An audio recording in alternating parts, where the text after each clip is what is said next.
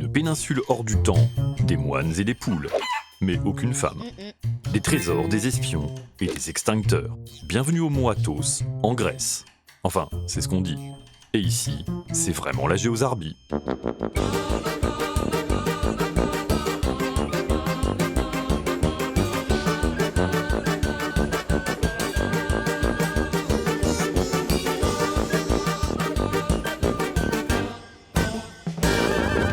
Bataille au monastère. Fin mai 2008, sur la côte grecque, 4 femmes et un homme de nationalité moldave, tous clandestins, viennent d'être déposés là par des passeurs ukrainiens. Malheureusement pour eux, ils sont immédiatement repérés et très vite arrêtés. Car ce qu'ils ne savaient pas, c'est que l'endroit où ils ont atterri est le seul territoire de l'Union européenne interdit aux femmes. Oui. Ce territoire, c'est la République monastique du mont Athos, un petit État autonome abrité par la Grèce. 336 km² sur lesquels on trouve 20 monastères orthodoxes, 2000 moines et une montagne mythique, le mont Athos. Séparée du reste de la Grèce par un mur de 9 km, la petite république dépend du ministère des Affaires étrangères grec et du patriarcat de Constantinople. Et le patriarche de Constantinople d'aujourd'hui, c'est lui, Bartholomée Ier. Et pour les orthodoxes, c'est un peu l'équivalent du pape. La petite république a une capitale, Cariès. Un représentant de l'État grec y réside et l'assemblée représentative des monastères s'y réunit. Ici, personne ne paye d'impôts, les non-orthodoxes n'ont pas le droit de s'installer, et puis, on l'a vu, les femmes y sont interdites, même pour les visites touristiques. Bref, au mont Athos, on est en Grèce, sans être vraiment en Grèce. Mais visitons un peu les lieux. Des panoramas magnifiques, des monastères sublimes, et des trésors partout, objets précieux et reliques par centaines, manuscrits et livres anciens par milliers, et plein d'icônes. Certaines auraient même des pouvoirs magiques, comme celle de Marie Porte du Ciel qui serait arrivée ici debout sur la mer, entourée de flammes. Ici, la vie des moines est stricte. Travail de la terre, peinture d'icônes, plusieurs heures quotidiennes de prière de jour comme de nuit, pas de viande, pas de bain, interdiction de s'asseoir pendant les messes ou de parler pendant les repas. Et puis on utilise ici le calendrier julien, qui a 13 jours de retard sur le nôtre. Et on est à l'heure byzantine, ce qui veut dire que lorsque le soleil se couche, on règle sa montre sur minuit. Bref, au mont Athos, on n'est pas tout à fait au XXIe siècle. D'où vient ce petit État européen ? Pour le comprendre, il faut un petit cours d'histoire, évidemment. Au premier millénaire, les terres du mont Athos font partie de l'Empire byzantin, avec sa capitale Constantinople. Et c'est à cette époque que les premiers moines, ermites pour la plupart, s'installent ici. En 963, un de ces moines, Athanase, décide de construire un premier monastère avec le soutien de l'empereur Nicéphore II. La Grande Laure sort alors de terre. D'autres monastères suivent, dont un fondé par des moines serbes, un autre par des Russes et un dernier par des Bulgares. Au fil du temps, le mont Athos s'organise, sous la protection d'un empire byzantin qui garantit son autonomie. Et dès le début, il n'est pas question de laisser les femmes entrer ici. En 1453, c'est la chute de Constantinople. L'empire byzantin est alors absorbé par l'empire ottoman.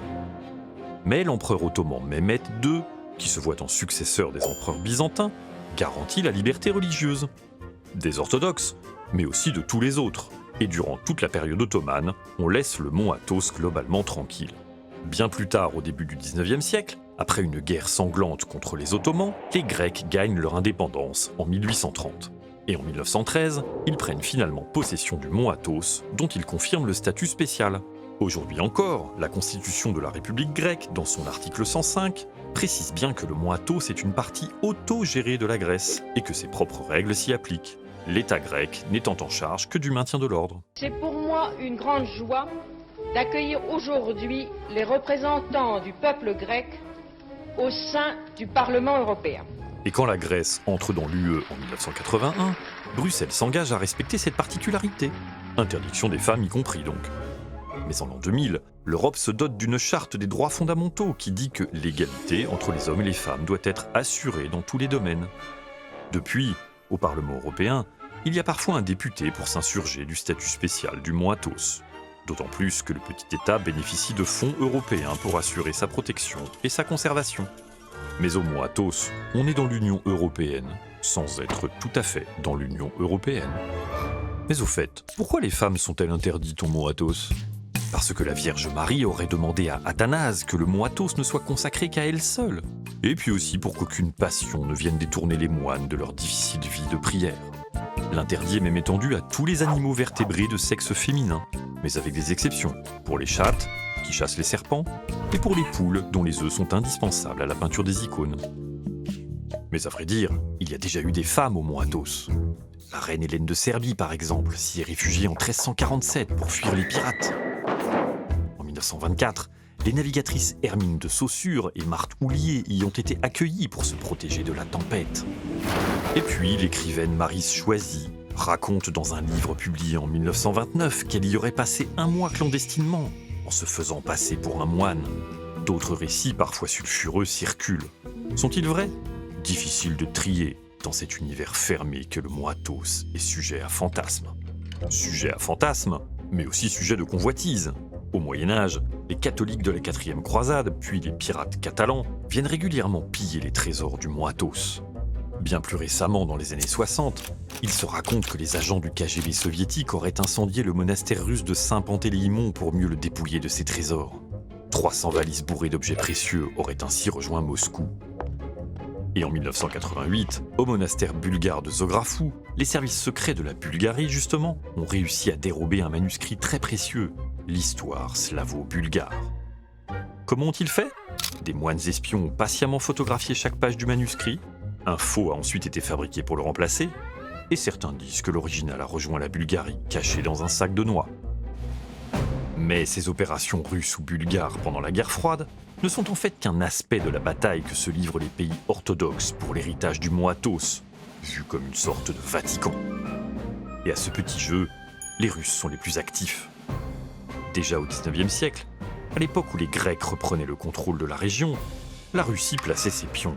Elle envoyait quantité de moines, d'argent, mais aussi, paraît-il, d'armes au mont Athos. Aujourd'hui, le Kremlin et l'église de Moscou cherchent à nouveau à accroître leur influence. L'équivalent de 26 millions d'euros ont été donnés pour la rénovation du monastère russe. Et en 2016, Vladimir Poutine est venu y fêter les 1000 ans de l'édifice. La presse russe n'a d'ailleurs pas manqué de souligner qu'il avait été accueilli comme un empereur byzantin. Mais la Grèce déteste ces ingérences. En 2018, Athènes a ainsi refusé l'entrée de son territoire aux représentants de l'église de Moscou. Et aujourd'hui, seuls les moines qui parlent le grec peuvent s'installer au mont Athos. Mais toujours pas les femmes, hein. Désolé madame. Il y a donc de la politique ici, et les moines ne sont pas les derniers à en faire. Dans les années 70, alors que le patriarche de Constantinople est engagé dans une réconciliation avec les catholiques, les moines du monastère d'Esphigménou s'estiment trahis et entrent en résistance. Le drapeau noir est hissé et un slogan est trouvé, l'orthodoxie ou la mort. Depuis, tout contact avec les autres monastères est rompu et les autorités du mont Athos cherchent à les chasser. Mais les moines d'Esphigménou ne se laissent pas faire. En 2007, ils ont repoussé une tentative d'expulsion en se battant à coups d'extincteur. Même chose en 2013, cette fois avec des cocktails Molotov. À ce jour, ni la police, ni même l'armée n'a réussi à déloger ce qu'on surnomme aujourd'hui les talibans du mont Athos. Mais ce penchant qu'ont les moines pour la politique a aussi des avantages. En 1941, par exemple, alors que la Grèce subit les assauts des forces de l'Axe, les représentants du mont Athos écrivent à Adolf Hitler pour lui demander sa protection personnelle. S'imaginant sûrement lui aussi en descendant des empereurs byzantins, le Führer la leur a accordée. Ce qui n'a pas empêché certains moines de cacher des résistants ou des soldats alliés pendant la guerre. Un certain réalisme politique donc, qui est probablement le secret de la longévité millénaire du mont Athos. Ici, on n'est peut-être ni en Grèce, ni en Europe, ni au XXIe siècle, mais quand il s'agit de se défendre, on est bien là. Depuis peu d'ailleurs, certains pensent que la pureté de la vie traditionnelle sur place est en danger, une vie traditionnelle synonyme pour certains de solitude. Sur les falaises du mont Athos en effet, comme au premier millénaire, quelques moines vivent en ermite, avec comme seul compagnon les crânes de ceux qui les ont précédés. Ailleurs dans la péninsule, 120 000 pèlerins et touristes viennent en visite chaque année. Les smartphones sont arrivés. Et on y vend de l'huile d'olive, des tisanes, des crèmes de soins, des porte-clés ou des mugs, partout dans le monde, grâce à Internet. Le mont Athos a donc mis un pied dans le XXIe siècle. Si ça continue, dans quelques temps, on y acceptera les femmes.